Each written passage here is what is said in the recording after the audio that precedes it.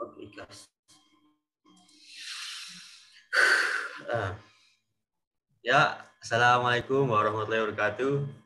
Perkenalkan, nama saya Damar Jati Pamungkas dengan NIM A3202100004 dari kelas A, ingin mempresentasikan psikologi pendidikan.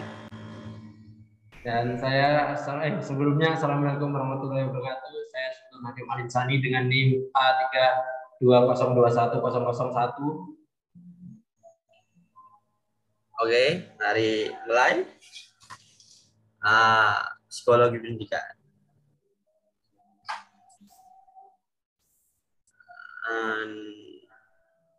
Psikologi pendidikan selain adalah studi ilmiah tentang perilaku dan proses mental. Psikologi pendidikan adalah cabang ilmu psikologi yang mengkhususkan diri pada cara memahami, mengajarkan, dan pembelajaran dalam lingkungan pendidikan. Psikologi pendidikan adalah bidang yang sangat luas sehingga dibutuhkan satu buah buku tersendiri untuk menjelaskan. Next, latar belakang histori psikologi. Bidang psikologi pendidikan didirikan oleh beberapa perintis bidang psikologi sejak awal abad ke-20. Ada 3 perintis terkemuka yang muncul di awal sejarah psikologi pendidikan. Yang pertama ada William James. Tak lama setelah meluncurkan buku ajar psikologinya yang pertama, Principle of Psychology, pada tahun 1890, dan William James pada tahun 1842 sampai 1910 memberikan serangkaian kuliah yang bertajuk Talk to Teacher. Dan yang kedua, John Dewey pada tahun 1859 sampai 1952. Dia menjadi motor penggerak untuk mengaplikasikan psikologi tingkat praktis. Dewey membangun laboratorium psikologi pendidikan pertama di AS, University Chicago pada tahun 1894. Dan yang ketiga ada Thorndike, mengajukan gagasan bahwa psikologi pendidikan harus punya basis ilmiah dan harus berfokus pada pengukuran. Oke, next. Mengajar antara seni dan ilmu pengetahuan. Next. Baik sains maupun seni dan pengalaman keahlian mengajar berperan penting bagi keberhasilan seseorang guru. Dari Johnson 2022 dan Newman 2002. Oke, bidang psikologi pendidikan banyak mengambil sumber dari teori dan riset psikologi yang lebih luas. Ahli psikologi pendidikan juga mengakui bahwa mengajar terkadang harus mengabaikan saran-saran ilmiah, tetapi menggunakan improvisasi dan spontanitas. Dikutip dari Gage 1979. Sebagai sebuah ilmu, tujuan psikologi pendidikan adalah memberi Anda pengetahuan riset yang dapat secara efektif diaplikasikan untuk situasi mengajar. Oke, next. Cara mengajar yang efektif. Oke, next. Guru harus menguasai beragam perspektif dan strategi dan harus bisa mengaplikasikan secara fleksibel. Hal ini membutuhkan dua pengetahuan dan keahlian profesional, dan yang kedua penguasaan materi pelajaran. Yang pertama ini pengetahuan dan keahlian profesional. Guru yang efektif menguasai materi pelajaran dan keahlian atau keterampilan mengajar yang baik. Guru yang efektif memiliki strategi pengajaran yang baik dan didukung oleh metode penetapan tujuan, rancangan pengajaran, dan manajemen kelas. Dan yang kedua, penguasaan materi pelajaran. Guru yang efektif harus berpengetahuan, fleksibel, dan memahami materi. Oke, next. Yang ketiga ini ada strategi pengajaran. Konstruktivisme menekankan agar individu secara aktif menyusun dan membangun yaitu konstruk pengetahuan dan pemahaman. Dan yang keempat ini ada penetapan tujuan dan keahlian perencanaan instruksional. Guru yang efektif tidak sekedar mengajar di kelas, entah itu dia menggunakan perspektif tradisional ataupun konstruktivis. Mereka harus menentukan tujuan pengajaran dan menyusun rencana untuk mencapai tujuan itu. Oke, next. Nah, yang kelima ini ada keahlian manajemen kelas. Aspek penting lain untuk menjadi guru yang efektif adalah mampu menjaga kelas tetap aktif bersama mengorientasikan kelas ke tugas-tugas. Guru yang efektif membangun dan mempertahankan lingkungan belajar yang sangat kondusif. Nah, yang keenam ini ada keahlian motivasional. Nah, guru yang efektif itu harus punya strategi yang baik untuk memotivasi murid agar mau belajar. Nah, yang ketujuh ini ada keahlian komunikasi. Yang juga amat diperlukan untuk mengajar adalah keahlian dalam berbicara. Nah, mendengar, mengatasi hambatan, komunikasi verbal, memahami komunikasi nonverbal dari murid, dan mampu memecahkan konflik secara konstruktif. Oke, next. Yang ke-8 ini ada sekolah kultural.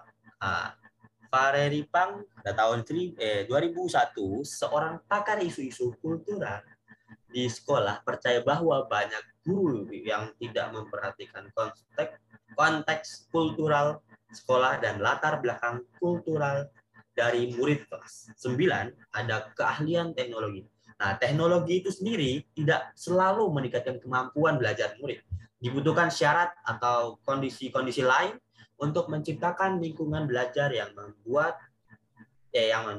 mendukung proses belajar para murid-murid.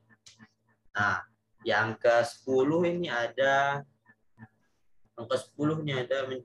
komitmen dan motivasi. Menjadi guru yang efektif juga membutuhkan komitmen dan motivasi. Oke.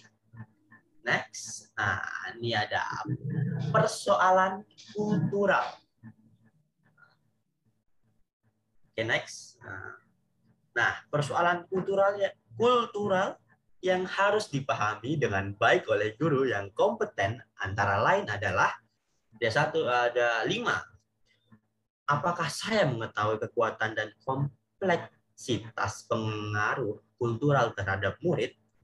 Kedua, ada apakah penilaian saya tentang murid memang ada dasarnya secara kultural atau hanya prasangka? Yang ketiga, itu ada apakah saya sudah melihat dari perspektif murid saya yang datang dari latar belakang kultural yang berbeda dengan saya. Nah, yang keempat, ada apakah saya mengajarkan keahlian yang dibutuhkan murid untuk berbicara di kelas, terutama kepada murid yang mempunyai kultur yang jarang memberi peluang orang untuk berbicara di depan umum. Nah, next. Nah, ini cara menjadi guru yang efektif. Oke, next. Nah, pengajaran yang efektif mensyaratkan agar guru menguasai banyak keahlian. Jadi guru tuh tidak hanya mempunyai satu keahlian, tapi harus lebih. Kita mudah terjebak dalam pemikiran bahwa jika Anda menguasai mata pelajaran, maka otomatis Anda akan bisa mengajar dengan efektif, tetapi sebenarnya guru yang efektif membutuhkan beragam keahlian. Sering-seringlah memperluas perspektif Anda. Anda harus yakin bahwa Anda bisa menjadi guru yang efektif sebagai yang Anda inginkan. Cobalah melihat sesuatu sebagaimana murid Anda melihat dan cari tahu bagaimana murid-murid memandang diri Anda. Ingatlah selalu daftar karakteristik yang telah kita diskusikan di atas selama Anda mengajar. Lihatlah daftar itu dan berpikir tentang bidang mengajarkan efektif yang berbeda-beda. Nah, itu bukan. Nah, lanjut. Next. Riset dalam psikologi pendidikan. Oke, next. Bentar.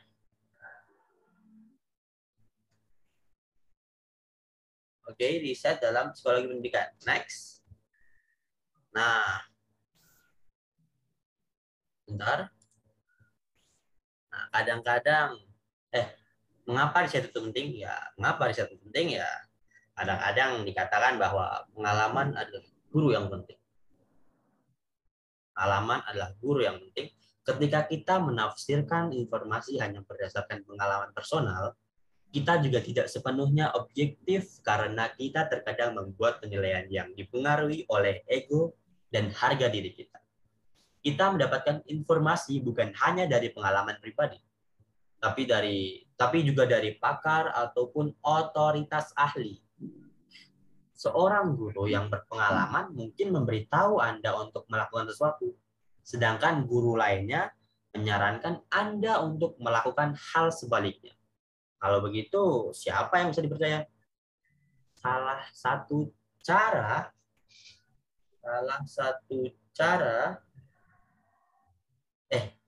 seorang guru berpengalaman mungkin memberitahu Anda untuk melakukan sesuatu, sedangkan guru yang lainnya menyarankan Anda untuk melakukan hal sebaliknya. Kalau begitu, siapa yang bisa dipercaya?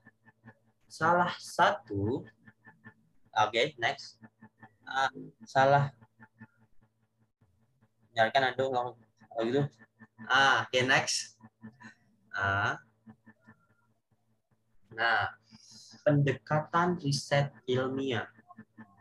Apa sih riset ilmiah itu? Riset ilmiah adalah riset objektif, sistematis, dan dapat diuji atau tidak diuji. Riset ilmiah mereduksi kemungkinan bahwa informasi didasarkan pada keyakinan, opini, perasaan, dan perasaan personal.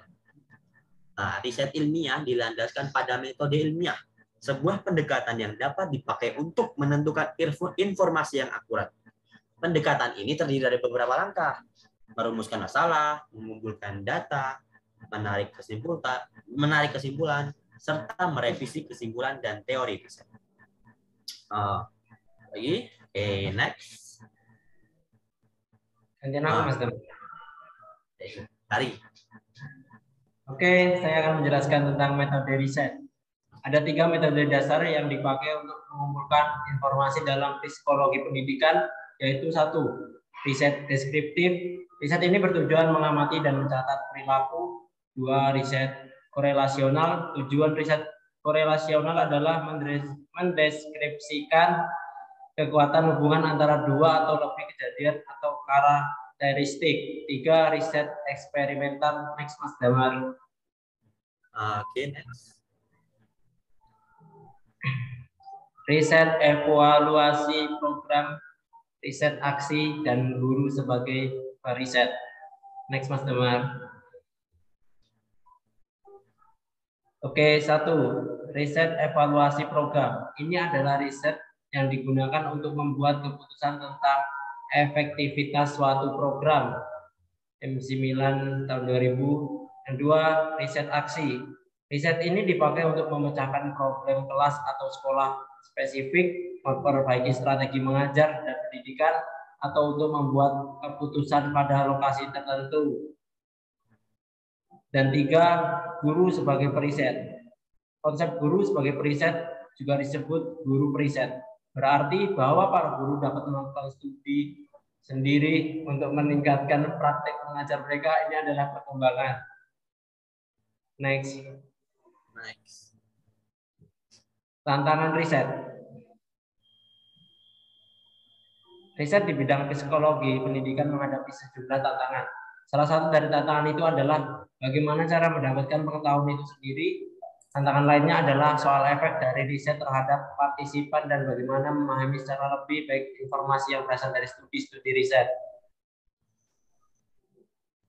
Etika.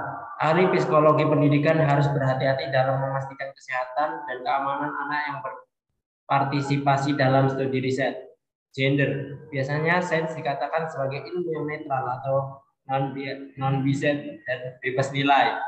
Namun banyak pakar gender percaya bahwa banyak pendidikan dan riset mengandung bias gender. Moral tahun 2001. Etnis dan kultur. Kita perlu memasukkan lebih banyak anak dari keluarga etnis minoritas dalam riset psikologi pendidikan kita. Graham 1992 sampai 1923. Thanks, Mas. Mas Damar mau bertanya? Terima kasih dari kita. Ada yang mau ditanyakan? Sudah. Yang perlu ditanyakan teman-teman. Terima kasih. Wassalamualaikum warahmatullahi wabarakatuh. Oke.